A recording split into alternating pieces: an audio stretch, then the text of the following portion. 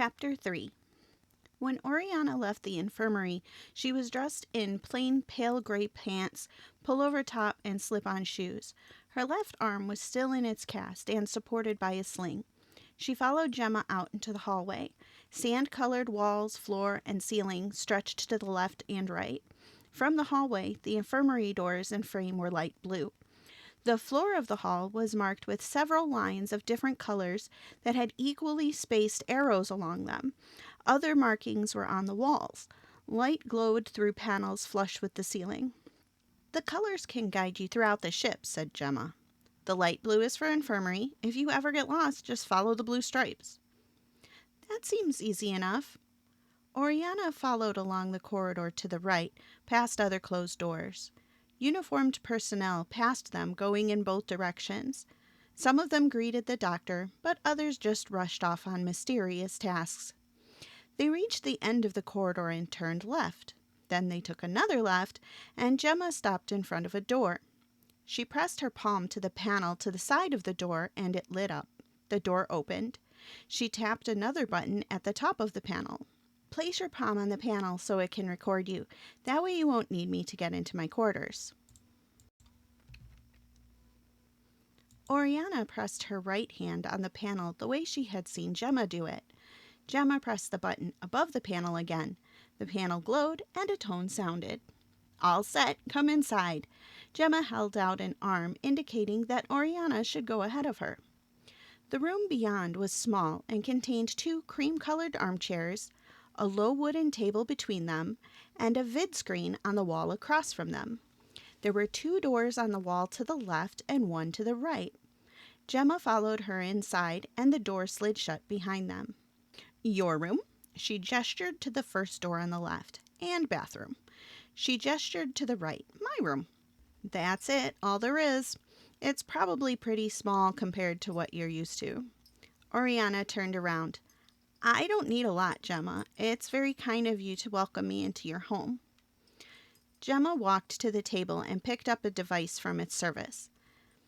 "This controls the vid screen." She set it down again. "Make yourself at home." Oriana walked over to the door to her new room. It slid open when she got near, and the light on the ceiling glowed. A single bed dominated most of the room on the right side. A small writing table and chair stood beside it against the far wall. The left wall was mostly taken up by a manual sliding door. She slid it to the left and revealed a closet with more of the gray clothing like she was already wearing. Little drawers along the side of the compartment contained smaller things and toiletries. She slid the door shut again and turned to the writing table. A tablet lay on top of it beside a case of data chips.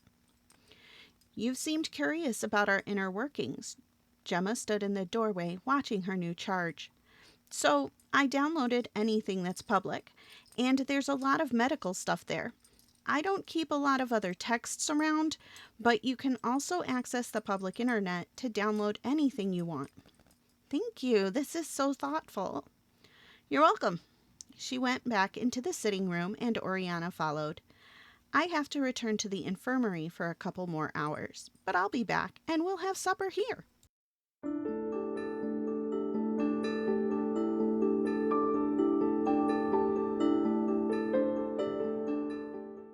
Gemma returned a few hours later with trays of food. They watched a cooking competition show while they ate. After dinner, Oriana went to her new bedroom. Her new clothing didn't include separate night clothes, so she didn't have to change. She lay on the bed staring at the ceiling. The quiet hum of the ventilation was just audible in the otherwise silent room. She rolled to her side, and then she could hear her pulse thudding in her head.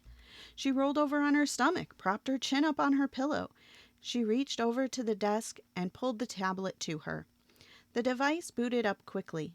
Then she accessed the internet and performed a search for Mondo Doro. A government page came up with a short entry. A picture of the planet filled the upper right corner of the page. "A habitable world designated for colonization by independent isolationists. The world was settled in the year 3024.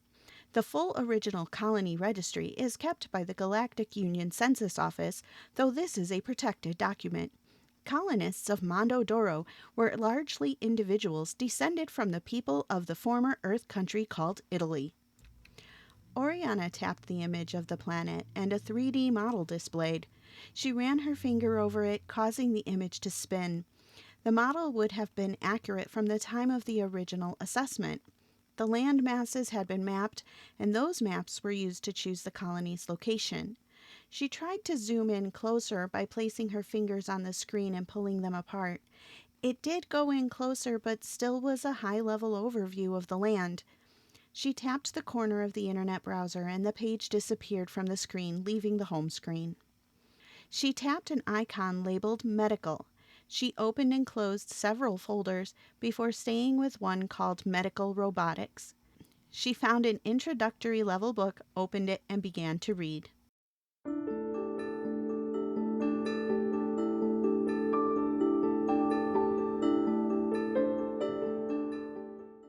Oriana sat up in bed. Her heart fought to break out of her chest. The ceiling light began to glow dimly. As the features of the room became visible, her pulse and breathing slowed. She pulled her knees up to her chest and wrapped her arms around them. The images of the attack haunted her dreams. This time, the attacking ships had robotic arms that grabbed people and carried them straight off into the sky. The tablet had slid to the floor and the screen was dark, but she remembered that she'd been reading the textbook until she fell asleep. Something had woken her from the nightmare, though. Then she heard a noise from the sitting room, so she got up, then left the room. Gemma was sitting on one of the two armchairs. She was scowling at a tablet that she held in one hand while using the other to pull on her boots. She looked up and smiled at Oriana. "Good morning, Oriana." She paused and frowned. "You don't look very well rested." "It was hard to sleep. I was reading a while and then I still dream about it." "Oh, honey, I'm sorry. I wasn't even thinking. I'll bring something to help you sleep tonight. I'm also going to introduce you to Inoa, the chief ship's counselor and a good friend." Oriana wasn't sure if she should go back to her room, so she just stood there awkwardly. "Why don't you get cleaned up and dressed, and we'll go have breakfast in the officer's mess. That way you can get out of this room for a while." "Okay." Oriana went into the bathroom.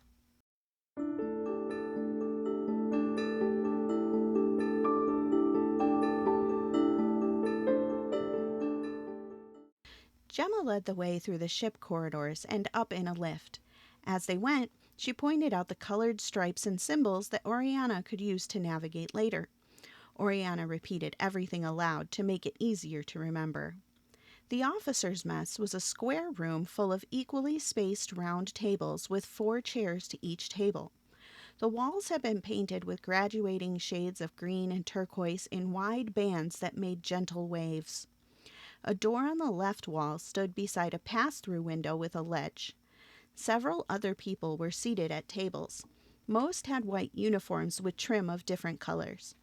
Oriana made a mental note to study the uniform and rank symbol meanings. Gemma led her to a table where a woman sat alone. She was dressed differently from the other officers. The woman stood as they approached. She stood eye to eye with Oriana, and she was curvy with long, lustrous black hair held back on either side of her face with polished mother-of-pearl hair clips. She was wearing a floral-patterned ankle-length red dress. Bright beaded earrings dangled from her ears, and bangles adorned her arms. She held out her hand to Oriana. "Hello, Oriana. I've heard a lot about you." Oriana stumbled at the last moment and nearly fell into her. Gemma caught her shoulders from behind and helped her catch her balance. "This is Inoa, my friend, the ship's counselor that I told you about." Oriana shook Inoa's hand and noticed then the contrast of Inoa's light brown skin beside her own pale skin. Inoa's dark brown eyes twinkled when she smiled. Oriana realized she was staring and still holding on to Inoa's hand. She released it suddenly and looked at the floor. "I'm so sorry. I don't mean to be rude." She felt her ears burning and knew her face must be a blaze of red. "There's no need to apologize, Oriana." Inoa sat down again. Gemma sat next to her, and Oriana sat on the chair across from Inoa. It's natural to be curious when you encounter someone new. Her voice was soft and musical. Will you come to speak with me in my office later today? Oriana nodded. She couldn't think of anything else to say.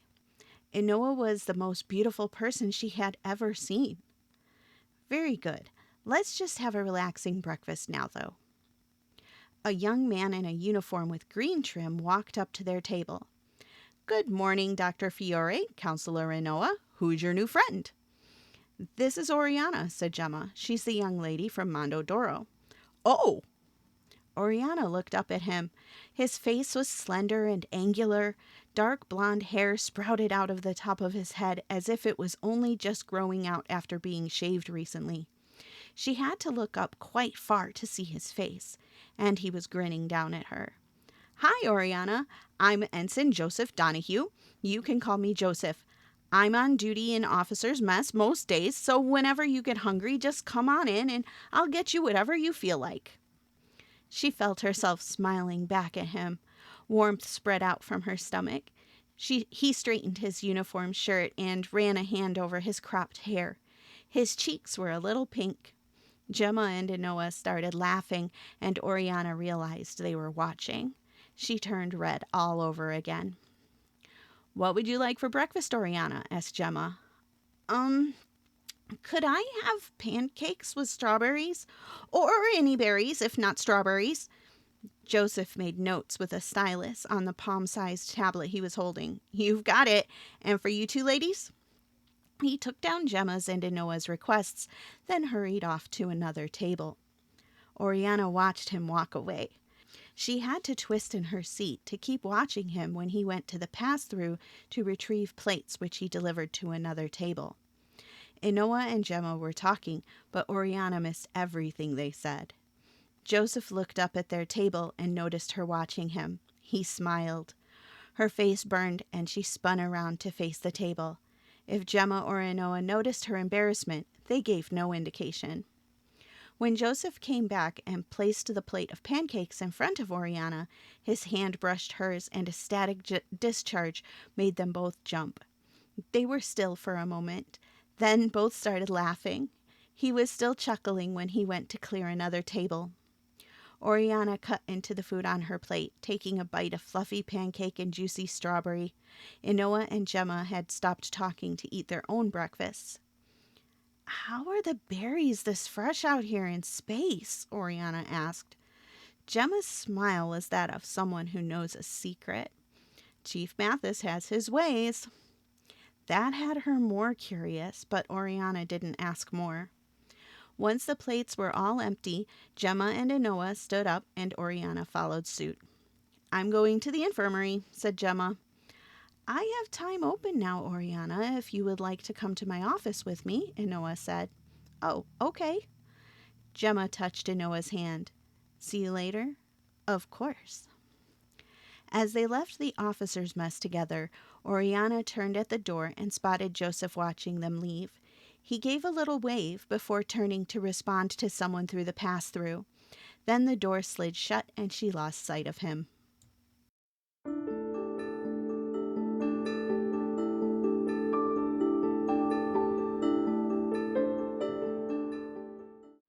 Inoa's office was in another corridor on the same deck as the infirmary. Oriana stood looking around the room. The floor was completely hidden beneath plush teal carpets. Two big, comfortable-looking tan chairs facing each other took up most of the space in the room. Small, brightly patterned pillows lay in the chairs. Silky, pale blue and white fabric hung all around the walls like breezy curtains. The ventilation even caused them to move a bit as if a breeze was blowing through. Please make yourself comfortable. Inoa stood to one side of the door to allow Oriana into the small room. Oriana looked around at everything, and her eyes came back to the chairs. She glanced at Inoa, who nodded with a little smile but said nothing. So Oriana sat on the chair to her right and pulled one of the pillows into her lap. Inoa sat on the other chair. What do you think of our ship so far? Inoa asked. I haven't seen much of it, but it feels very large and cold in a way. Not cold like temperature. This room is really nice, though. I'm glad you like it. She sat back against the pillows. Last night was your first night out of the infirmary. How was it? It was okay. Hard to sleep. It smells strange, and there are strange sounds. When I fell asleep, I had a nightmare. Do you want to talk about the nightmare? No. That's okay. Is there anything you want to talk about? Oriana looked around at the room, then back at Inoa. Do you think I could have fabric on the walls of my room like that? I think that can be arranged. You said the smells are strange to you here. What would make you feel more comfortable? Maybe flowers or some kind of plant? I have something that could help with that. Inoa stood up and went to the wall behind her chair. She drew aside the curtains, revealing a door which slid open. Oriana saw the bed inside the room had more of the brightly patterned pillows laying on it. The door closed, so she didn't see what Inoa was doing. The door slid back open, and Inoa emerged moments later with a small glass bottle in her hand. She brought it to Oriana and held it out. Oriana stared at the glittering, faceted bottle which contained a clear liquid. It's beautiful, said Oriana. You've never seen a perfume bottle? Well, I suppose maybe not in person. Inoa carefully removed the top and held the bottle under her own nose. She breathed in deeply, then held the bottle out to Oriana. Oriana leaned forward and inhaled through her nose. It smells like wildflowers. Inoa smiled and returned the stopper to the bottle. She handed it to Oriana. It does, and it's for you. Take it with you to your room, and you can dab this any place you like. The scent lasts quite a while, and it's strong, so use it sparingly, but perhaps you'll feel more comfortable. Thank you so much. Oriana looked down at the little bottle in her hands, and tears started running down her face. Oh, honey, why are you crying? You and Gemma are being so kind to me, she said between sobs. But I don't deserve it. Why not, Oriana? I wasn't strong enough. I'm too clumsy, and I didn't know how to properly use the gun. And now they're dead. Everyone is dead. Inoa wrapped her in a hug. I know it feels that way, but those people had the ability to overcome all of the people in your colony. There wasn't anything more you could have done. Why didn't I die too? You weren't meant to die there. Then no one could have told us what happened. The things you know could help to stop them. Oriana lifted her head from Inoa's shoulder. I'm going to do everything I can to help. Inoa seemed to pull a handkerchief out of thin air. She dried Oriana's tears. I have no doubt of that.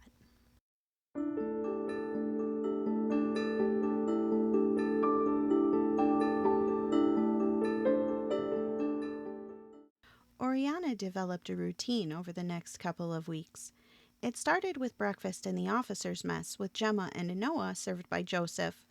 Then she went back to Gemma's quarters, where she used the tablet, which gave her access to more medical and military training texts than she had ever expected to read.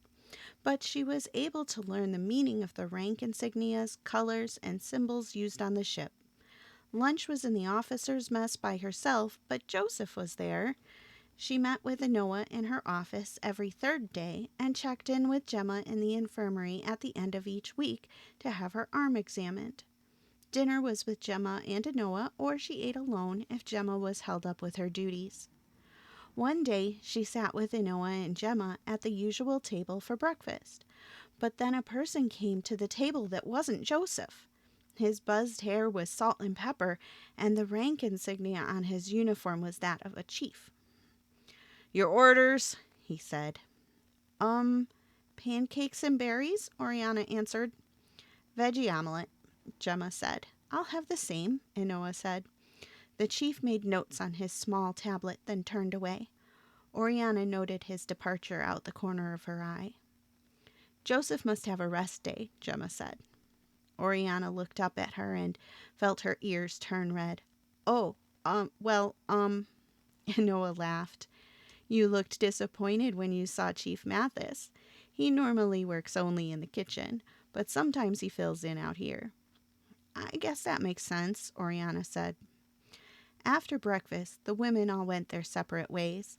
When Oriana got near Gemma's quarters, Joseph was standing there leaning back against the wall. He had his eyes closed so he didn't see her. Oriana stopped where she was. She had known he was tall, but now she saw that her head would barely reach the middle of his chest. His uniform looked loose on his slim frame. I wonder what his hair looks like when it's grown out, she thought. As she watched, he sighed and pushed away from the wall, opening his eyes. He spotted her standing there. Hey there! I was starting to think you weren't coming. Oriana didn't move from where she stood. Joseph walked towards her. She looked down at her feet. Hey, what's that about? It's just me, Joseph. Oriana slowly lifted her head to look up at his face. He had stopped just a couple of feet away from her. What are you doing here? She asked. Well, I thought you might be bored, and since I'm not on duty today, I can keep you company. Maybe show you some more interesting stuff on the ship? Oh, Oriana looked up at him. That would be really nice. She let him take her hand.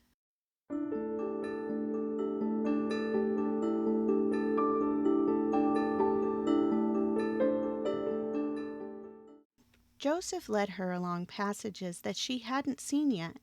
He walked on her right side with her good right hand tucked into his left. They took a lift down several levels and continued deeper into the ship. Fewer crewmen were moving around in this part of the ship, and there were fewer colored stripes on the floor. Where are we going? Oriana asked. You'll see, Joseph winked at her. Don't worry, I won't let anything happen to you. I'm not worried. You lived in a colony, right? Yes, I was born there shortly after my parents arrived with the other colonists. It was a self-sustaining colony, isolationist. I've heard about colonies like that. The military doesn't like them, really. Why not? They don't let us police them, but after what happened, I'm sorry we didn't make the colony accept our protection. Me too. Joseph stopped walking. He turned to face her and squeezed her hand. She lifted her eyes from the floor to his face. I'm sorry, Oriana. I didn't mean to make you sad. I'm just angry because if someone had been stationed on your world, that attack would never have happened. I don't understand why anyone would take that kind of risk. I guess they just thought since we didn't have anything worth taking that we wouldn't be bothered by anyone. Did they take anything? I don't know. All the kids, I think. I was injured and then unconscious. I guess they thought I was dead. I didn't see what happened after that. I'm glad you're okay. He brushed a tear off her cheek with his thumb. Joseph started leading her along the passage again. They walked a little while longer, then stopped at a door that looked like every other door in the corridor. The doors were spaced farther apart than in other areas. The label by this one had F372 on it. He pressed his palm to the plate to the side, and it slid open. The room beyond was filled with stacked plastic barrels and crates. Lights began to turn on as soon as they entered. Oriana looked up at Joseph questioningly. This is a storage bay for food supplies. There are a bunch of these storage bays, but this one is special. He took her hand again and led her past row after row of stacked containers. As they walked, she caught the scent of dirt and of plant life. They walked around a stack of crates and came to a curtain that hung the width of the room. It was made from several very large tarps. Oriana looked up but couldn't see how they were suspended from the ceiling. Joseph felt along the makeshift curtain and found a split. He parted the curtain and bright light spilled out through the space. He held it aside for Oriana to pass through. As Oriana passed through the heavy curtain, her skin warmed and she blinked in the sudden brightness. Rows of tables had various containers turned into planters for small plants, and beyond them rows of crates and barrels serving the same purpose. Above these growing things, frames had been constructed to suspend the lamps that were creating the light and heat. Oriana walked along the rows. She stopped when she came to the strawberry plants.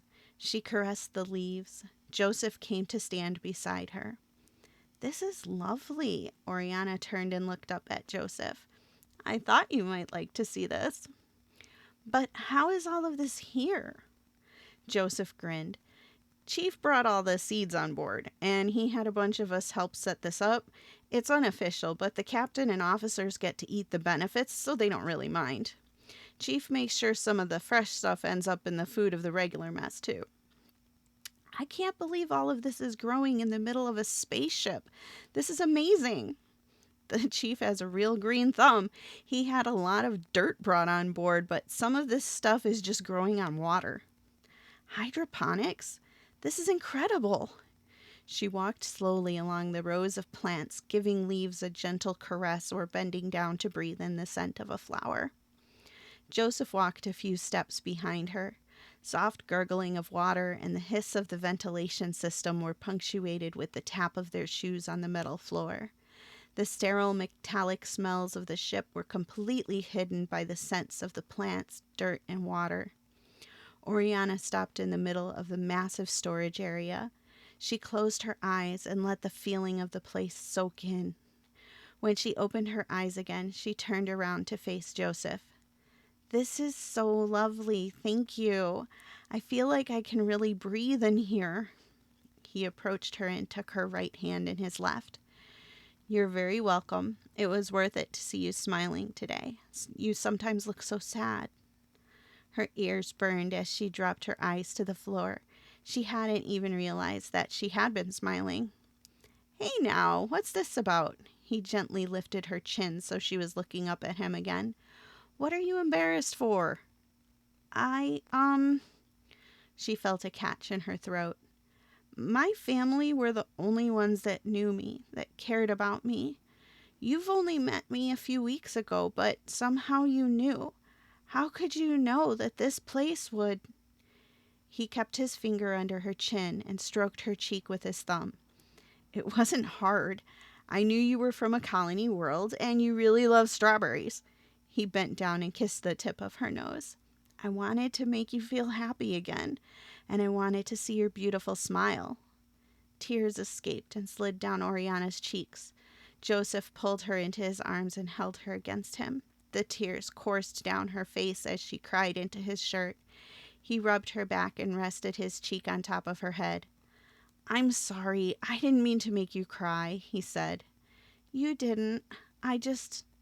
No one ever said I was beautiful that wasn't in my family." He held her away from him and searched her face. "You're serious?" He stood there with his mouth hanging open. "What the hell is wrong with the people where you come from?" Nothing." "It looks like someone really hurt you. How can you not see how beautiful you are?" They were suddenly bathed in a red glow as the main lights changed hue. Joseph pulled Oriana close to him. A siren sounded, paused, then sounded again. It repeated this 3 times. "Crap!" He looked down at her. "Do you think you can get back to Dr. Fiore's quarters?" "Yes, I've studied the stripes and markers." "Why? What's happening?" "It's an all-hands alert, battle stations, and not a drill. I have to get to my post." "In the mess hall?" "Everyone here is a soldier. Me too. We all have a job to do when there's combat." He squeezed her shoulders. "Go straight to Dr. Fiore's quarters and lock yourself in, okay? If you can't get there, go to the infirmary. Are you sure you can find your way?" "Yes. You have to go do your job. Be careful." She stood up on her toes and kissed his cheek. He grinned at her and kissed her forehead before he turned and ran.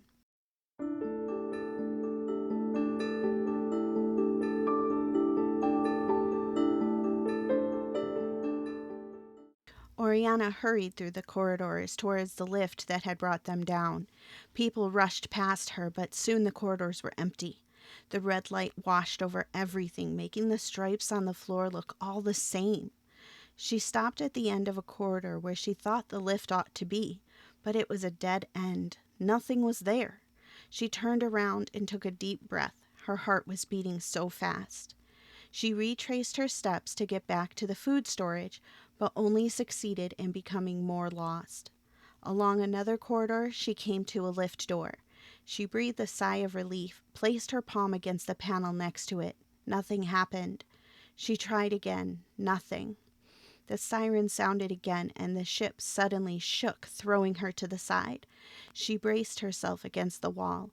The shaking stopped. She went to the middle of the hall and crouched down by the stripes. She ran her hand along them, but even this close, she couldn't make out the colors. The ship rocked and she fell back onto her bottom. She crawled to the wall and stood. Keeping her hand on the wall, she walked along the corridor. "Maybe I can find a communication panel to call Gemma," she said out loud. The sound of her own voice did nothing to calm her thudding heart or her breathing. A thunderous boom echoed through the corridor, and the floor tilted beneath her again. She worked her way down the corridor, trying every door she came to. Each was locked to her touch. She wanted to run, but each time she moved a little faster, the ship would rock and throw her against the wall again. She paused to catch her breath. The corridor vibrated with an explosion so loud that Oriana covered her ears. Ahead of her, the wall bulged in and stretched towards her. She spun around and ran away as fast as she could. Around the first turn, as she frantically touched every door panel she ran past, one opened. She stumbled inside. A lift! The door slid closed behind her. She turned to the keypad and tapped the number for the infirmary deck. The pad stayed dark. The lift stayed still. She tapped the button over and over, but nothing happened. She tapped the button to open the door. Nothing. The door stayed firmly closed. She started to reach for the communication panel. The ship shook and threw her back. Her head knocked hard against the wall. Everything went blurry, then dark.